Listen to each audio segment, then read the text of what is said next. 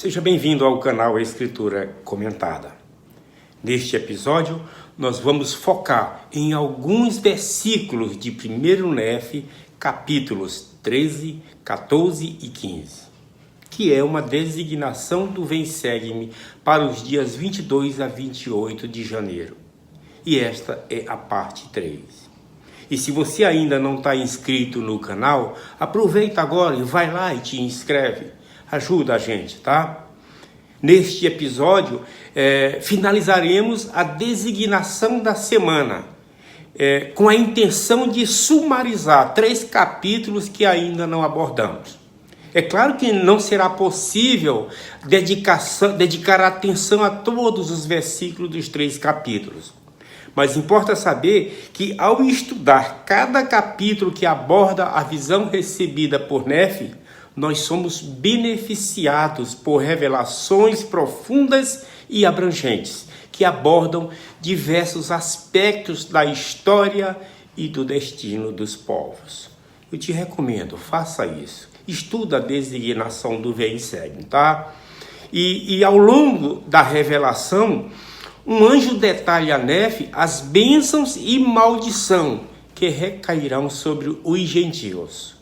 O contraste nítido entre a igreja do Cordeiro de Deus e a igreja do diabo é delineado nesses versículos, tá? Ressaltando para nós a importância de discernir entre as duas instituições. Além disso, aprendemos sobre a perseguição dos santos deflagrada em todas as nações pela grande e abominável igreja. A visão, ela se estende, se alonga para incluir a promessa de que a semente de Leí receberá o evangelho dos gentios nos últimos dias. A imagem de uma oliveira, cujos ramos naturais serão enxertados novamente, é utilizada para ilustrar a coligação de Israel.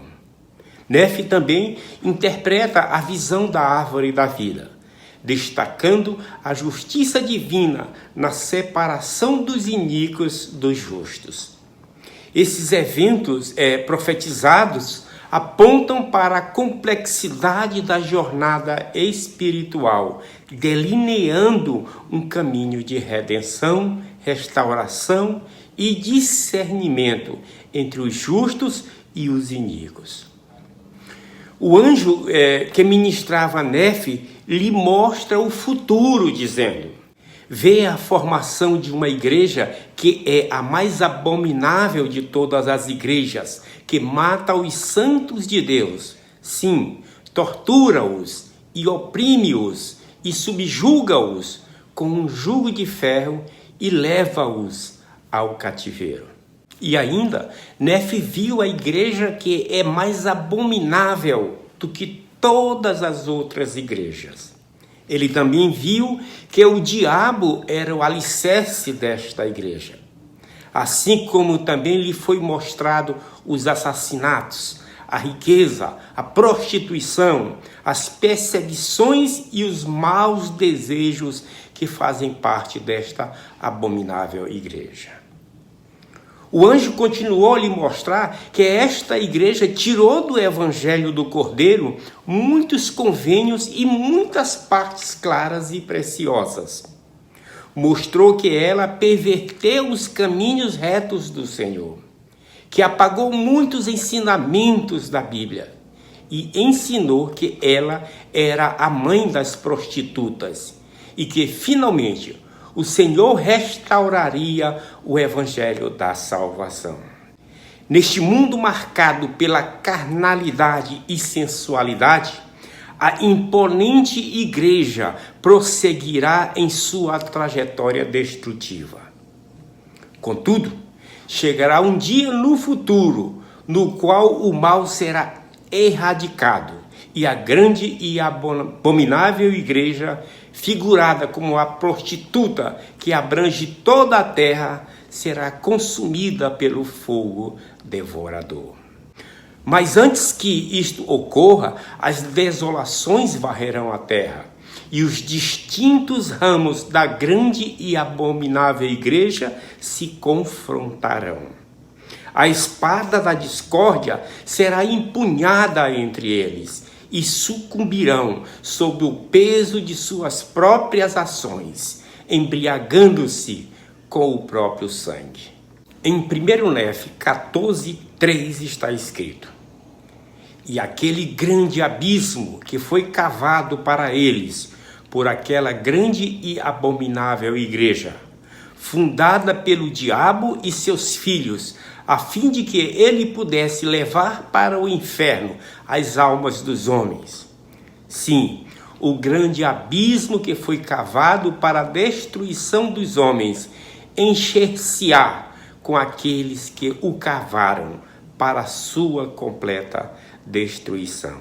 Diz o Cordeiro de Deus: não há destruição da alma, a menos que isso signifique ser lançada naquele inferno que não tem fim. Queridos, a Escritura é cristalina. Satanás armou uma cilada espiritual contra os fiéis de Deus. Nefe previu que o Senhor preservaria e protegeria seus santos, enquanto a grande e abominável igreja seria lançada no abismo. Este acontecimento, queridos, ele também foi testemunhado por João, o autor do Apocalipse, que utiliza a imagem de um abismo para introduzir sua descrição das guerras que ele testemunhou nos últimos dias. Após Satanás travar guerra com os santos, um anjo desceu do céu segurando a chave do abismo e uma grande corrente. O anjo aprisionou o dragão, a antiga serpente, que é o diabo, e o prendeu por 1000 anos. Satanás foi então lançado no abismo, onde foi selado e contido para que não mais enganasse as nações, até que se completassem os 1000 anos. Algumas pessoas, erroneamente, equivocadamente, ensinam que na morte não há espírito. O corpo é colocado na sepultura e o espírito do indivíduo não existe até a ressurreição. Esta é uma crença equivocada. Ela vem da interpretação incorreta de Eclesiastes 9:5, que diz: porque os vivos sabem que hão de morrer, mas os mortos não sabem coisa nenhuma, nem tampouco têm eles jamais recompensa, mas a sua memória fica entregue ao esquecimento.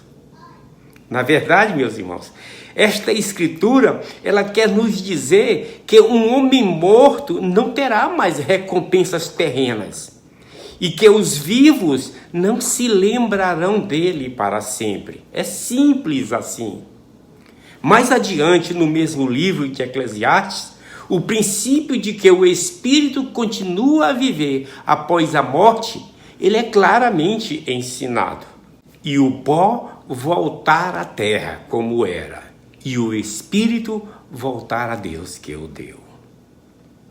O livro de Mórmon ensina o que deveria ser um princípio óbvio, que o espírito não é destruído, mas fica aguardando a ressurreição no paraíso celestial ou no inferno, conforme seja o caso.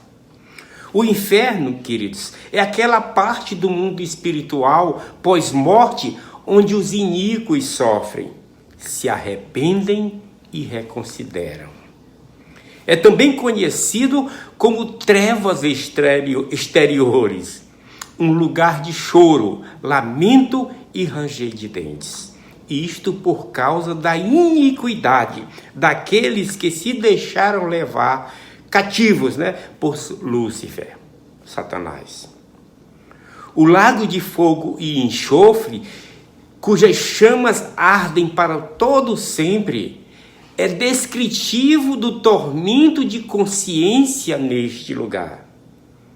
Tanto o paraíso como o inferno têm um fim na ressurreição.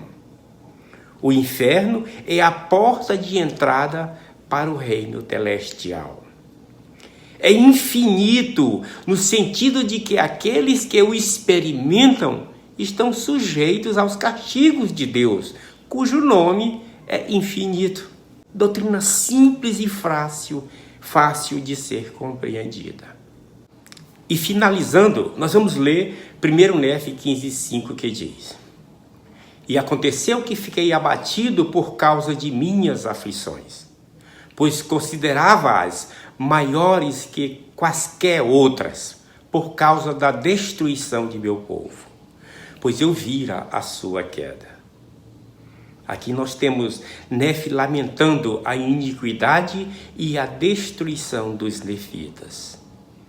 Essa angústia de alma demonstrada por ele é a consequência de ter um coração cheio de caridade. Isso de tal forma que o simples pensamento de que qualquer filho ou filha de Deus sofra os castigos decretados para os ímpios traz pesar e tristeza, segundo Deus. Esse mesmo sentimento, queridos, ele foi compartilhado pelos filhos de Mosias. Ora, eles desejavam que a salvação fosse declarada a toda criatura, porque não podiam suportar que qualquer alma humana se perdesse. E até mesmo a ideia de que alguma alma tivesse de sofrer o tormento eterno fazia-os tremer e estremecer. Em nome de Jesus Cristo. Amém. Fica com Deus, caro irmão.